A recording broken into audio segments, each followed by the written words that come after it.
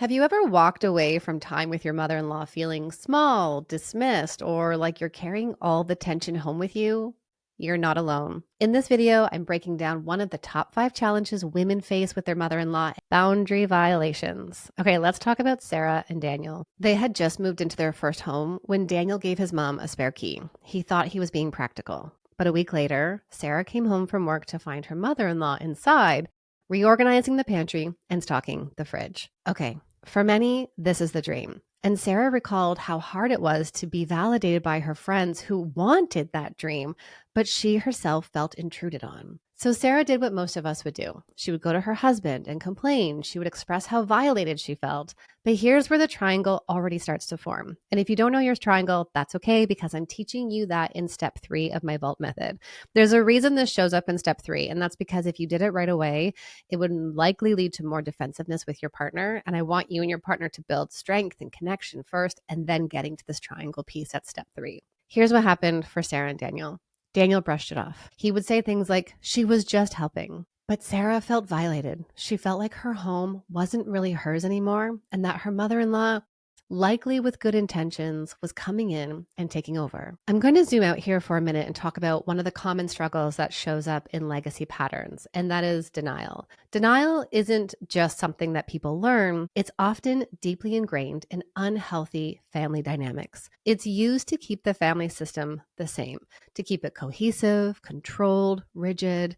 This is where the parents are in the position of them being right, and their adult children, or once as small children, had to fall in line. Denial often sounds like, that didn't happen, or that's not how we saw it. There's no accountability, no taking responsibility, no acknowledging of your feelings and experiences. Unfortunately, many partners then also end up slipping into denial, not maliciously, but because they weren't modeled what it meant to create healthy separation and individuation. So let me just twist this a little bit. What does a healthy family relationship look like? It looks like recognizing that I, as the parent, have upset feelings that you are not coming here for Christmas.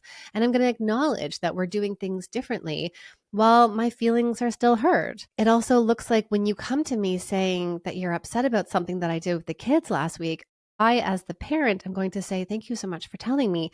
Here was my intention, but my goodness, that's not how I would want you to feel afterwards. It's acknowledging that a relationship isn't built on only one person's reality. Healthy families can tolerate differences. So Daniel was repeating this pattern of denial even with his wife. He experienced it with his mother, and then he was doing it with his wife. It was so important in our work together when I pointed this out, and we really had to sink into allowing space for all feelings and all experiences. Okay, let's go back to what Daniel's mom was doing. This is what family systems theory calls a boundary violation, and often it creates what we have already discussed is a triangle. So instead of the couple staying united, now the mother-in-law is pulled into the marriage, leaving the wife feeling excluded. You'll hear me say this throughout my life. I will never stop saying this. Boundaries aren't about rejection. They're about safety. They're about creating inclusivity and having families with all that they bring, or friends or coworkers or whoever it is, all that they bring, and finding a way to coexist together. This work here is not about estrangement. It's not about cutting ties with people.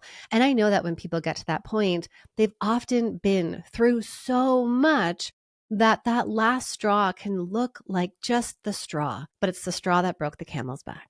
It was all too much. But when we start in this earlier work, and I really do think that's important, the earlier we do these boundaries, the earlier we do boundary settings, the earlier we set boundaries, the better our relationships become. Here's what Sarah and Daniel did. Daniel went to his mom and took the keys back. Also, as a side note, I just want to add, so many of you shared with me that your mother-in-law had a key to your house and did very much the same thing. So I know many of you listening are going to relate to this story.